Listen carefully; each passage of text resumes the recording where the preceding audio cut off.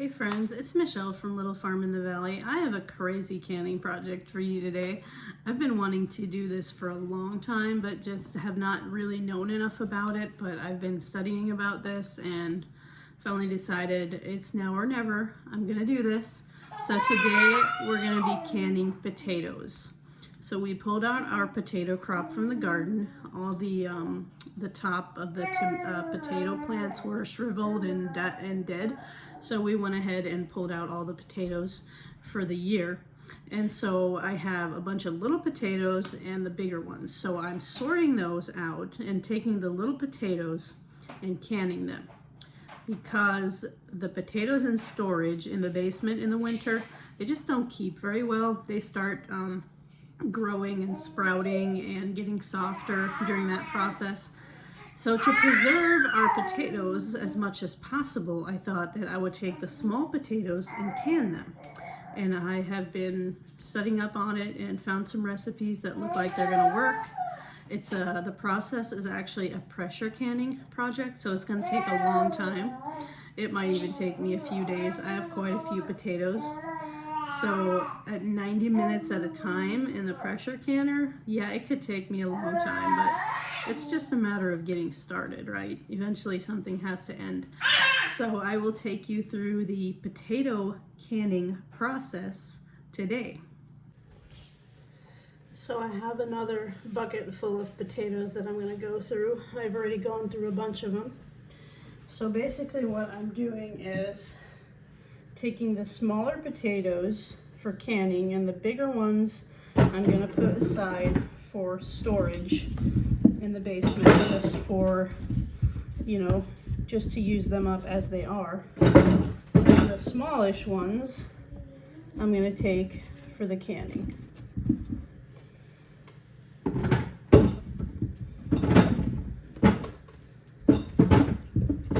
We planted 3 different varieties, but I think for the canning I might have to mix them all together.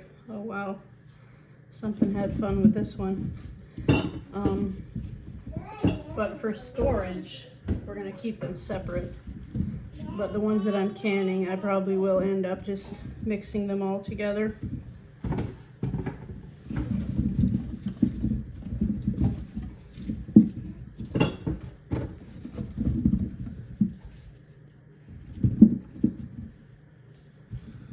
So this is the size that I'm going to go with. And my main plan with these canned potatoes are things where you would like to, like when you're kind of in a hurry and you'd like hash browns for breakfast or for soups or casseroles. These canned potatoes will be perfect for things like that, where you can just quickly grab and go potatoes without having to bring up these potatoes and scrub them and cook them, and they'll just be canned and ready to grab and go. So I have quite a few potatoes. I have three pretty big containers. So the next dilemma is going to be getting all the dirt off of these potatoes, which could prove to be really time consuming. So the washing of the potatoes is literally going to be the washing of the potatoes. I have heard of people doing this, but I've never done it myself. I've seen it done, but I've never done it myself. The recipe that I found suggested that you wash the potatoes in your washer, just on a wash cycle. And then it said that some of the skins are going to be in your washer after it's done. And it suggests that you use a shop vac to vacuum your washer out when you're done. So here goes. This is actually the reason that I'm canning them all together, because I only want to do this procedure once, basically. So I just have them all mixed together. So I have it on a small, delicate wash setting. So we'll see what happens. So this actually did such a good job at washing them that I only let it go for a minute. Like, I obviously didn't do a whole wash cycle or anything. The washer's been going for less than a minute, so I checked it. And most of these potatoes are clean. There's the occasional one that I see a little bit of something on it, put it back. But yeah, it did a great job, and it only took a minute. So I'm going to get most of them out just so as not to overload the washer with the weight of these potatoes. And the ones that still have dirt, I'll let them go a couple minutes more.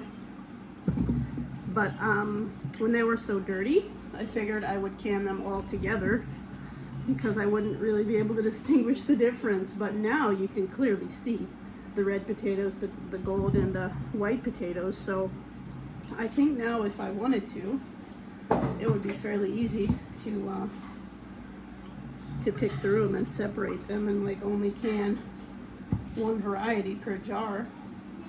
So I might do that now. But yeah, this worked pretty well. So I'm just taking out the ones that are clean so as not to overtax the washer here with all that weight. So this is what the washer looks like after the potatoes.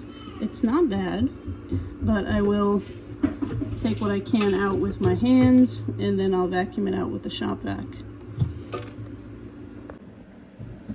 So the lighting isn't very good down here, but I was able without a problem to get the rest of it out with my shop vac.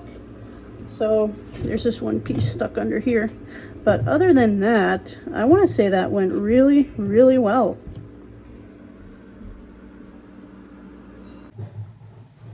So since my potatoes are so remarkably clean, it's now very easy for me to distinguish between the red and the russet. And I don't remember if these are called white or what those are called. But anyway, now I'll be able to easily separate them and can them one sort per jar. So the ones with the green on there, I'm going to discard those. But now I can easily see that as well. So the washer did a beautiful job with these potatoes. And it only took a couple minutes on the wash cycle. I didn't let them spin or anything like that. Just a few minutes on the wash cycle, and then I started taking them out. And it was really easy to clean the washer out as well. So worked out great, and now I don't have to spend hours standing here scrubbing the potatoes. So I'm going to add a teaspoon of salt to my jar. I'm using the Redmond Real Salt. Now I'm just going to fill my jar with the potatoes and add warm water and my ring and my lid, and these will be ready to go.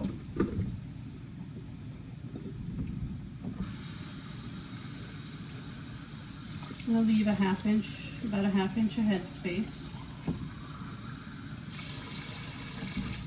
So now I'll get my rings and my lids on, and I'll get them in the pressure canner. So it'll take a little bit of juggling them around a little bit. I'm taking the bigger potatoes to put on the bottoms of my jar, and then filling the top kind of with the smaller ones. So I won't be able to get a ton of potatoes in here, but as long as I have what I need for a casserole or a hash browns for breakfast, this is plenty.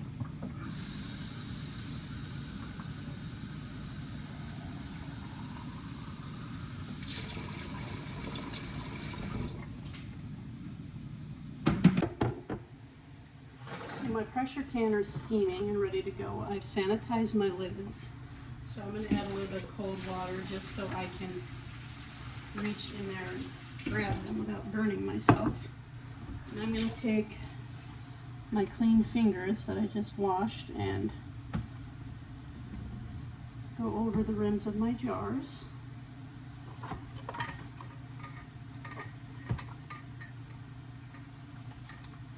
So the pressure canning process is your canner steams as you put the jars in, then you put the lid on and let the pressure build until your pressure canner starts to vent. And in the case of my pressure canner, my model is a Presto, I let it vent for 10 minutes, then I put the weight on the top, and let the pressure build until it gets to 10 pounds pressure. And then I hold 10 pounds pressure. I hold it at 10 pounds pressure for the amount of time that my recipe asks for, which is, in the case of these potatoes, a 90-minute canning process. So this will probably take most of the day, if not all day, if not longer. But we'll get it done. Most important thing is getting us started.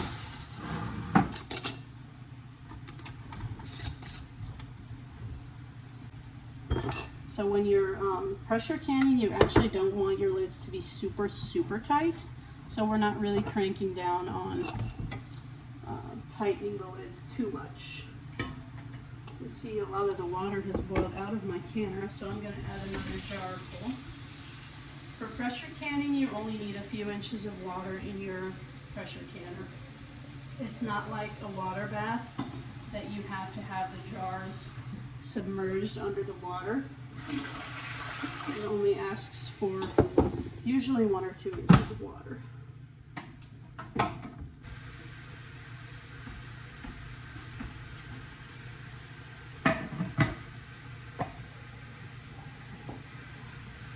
We put a new seal into our canner, and sometimes it takes the 2 of us to actually get it open, so hopefully I'll be able to manage this by myself today.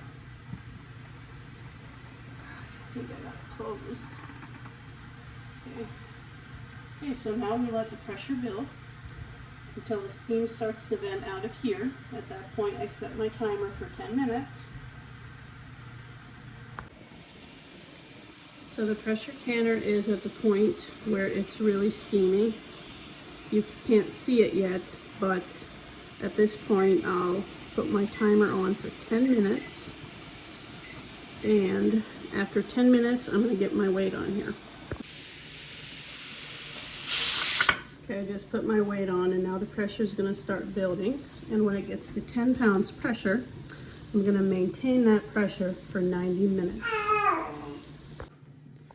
So my first and second batch are out of the pressure canner, and it's already 3:30. It's already almost 4. So I don't know if I'll get them all done today. But, so here's how they look. You can tell that they're cooked because they look like a potato, like, you know, when a potato cooks and splits. So a lot of them are split. Not all of them, but another thing I'm noticing is some of them are full and some of them have lost a few inches of water.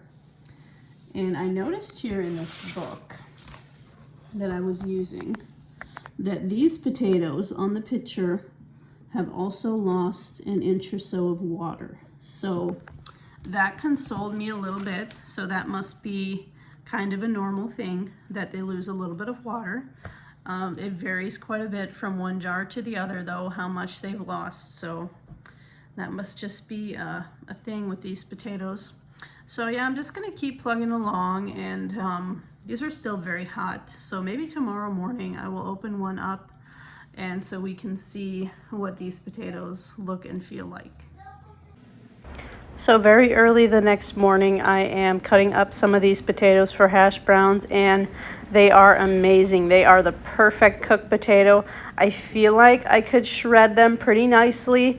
They are maybe a little bit on the softer side for shredding, but I still think they would shred pretty decently. So these will be absolutely great for hurried breakfast options and for soups and casseroles. So this was an awesome experiment. Anyway guys, thank you for watching. If you enjoyed this video, as always, don't forget to like, share, and subscribe so you never miss a video, and we will talk to you soon.